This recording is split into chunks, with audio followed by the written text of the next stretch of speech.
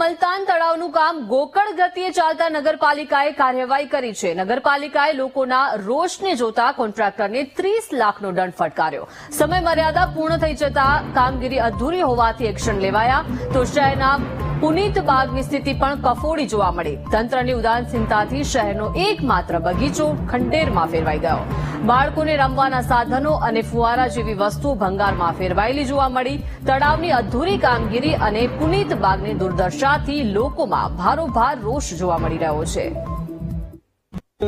3.5 થી 4 કરોડ રૂપિયાની grant pass થયેલી છે કામના વિકાસ માટે।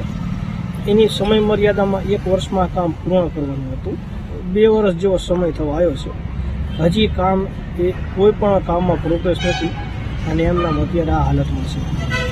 અને પુનિત બાગ જે ધંધુકાની આલબાન શાન ગણાય કે આ સિવાય બીજું કોઈ સ્થળ એવું ના હોય ધંધુકાની અંદર। આ એક જ બાગ, એક જ એવો ગાર્ડન છે ત્યાં તમે જઈ શકો, બાળકોના લઈને જઈ શકો, બાળકોના રમવા માટે રમકડા ને એ બધું અહીંયા હતું।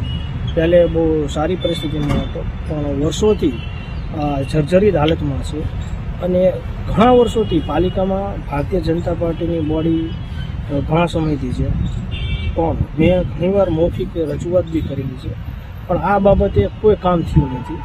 મલતાન તળાવમાં જે એજન્સીના કામ આપ્યું હતું ને એટલે અંદાજિત લગભગ 1.5 વર્ષનો સમય થયો છે, જેમાં એજન્સીના હાલ સમય મર્યાદા બાદ કામ થયેલું હોવાથી એના 30 લાખ પેન્ડિંગ રાખ્યા છે અમે।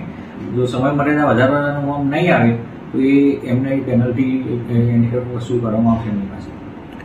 પુનિત બાગની હાલત જર્જરિત છે સાહેબ, શું કહેશો? પુનિત બાગમાં આગામી ગ્રાન્ટમાંથી પુનિત બાગના બ્યુટિફિકેશન માટે પણ આયોજન કરવામાં આવશે।